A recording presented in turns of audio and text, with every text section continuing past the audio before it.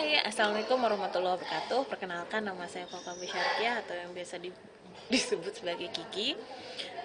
Saya adalah seorang perencana keuangan dan juga educator keuangan. Nah, hari ini saya mau bikin video yang ke-7 dan ini adalah pesanan dari salah satu teman saya yang namanya Citra Febiana. Jadi Citra bilang, nanya, Ki, bikin dong soal yang namanya dana liburan gitu. Apa sih yang harus dipersiapkan sebenarnya ketika kita mau berlibur?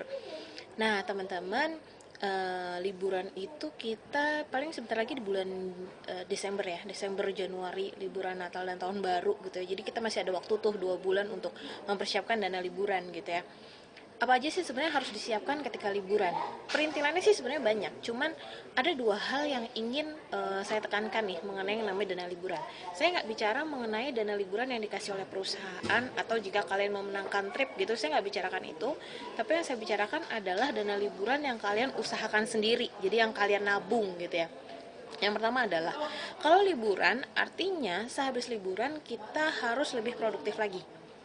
Artinya apa? Artinya liburannya emang harus benar-benar menyenangkan dan gitu ya, nggak memberatkan di hati. Nggak memberatkan di hati artinya nggak memberatkan di kantong juga. Jadi jangan sampai nih nanti kalian pulang liburan malah jadi pusing gimana caranya ngelunasin utang-utang yang terjadi selama liburan. Kebayang ya? Itu yang pertama. Yang kedua adalah yang namanya liburan harus banget disesuaikan dengan yang namanya budget, karena jangan sampai juga ketika kalian pulang dari liburan terus malah sampai gadein aset, malah sampai maaf ya ganggu, malah sampai akhirnya harus menjual hal-hal yang harusnya untuk keperluan ke depannya gitu. Jadi 2 itu ya teman-teman yang harus diperhatikan.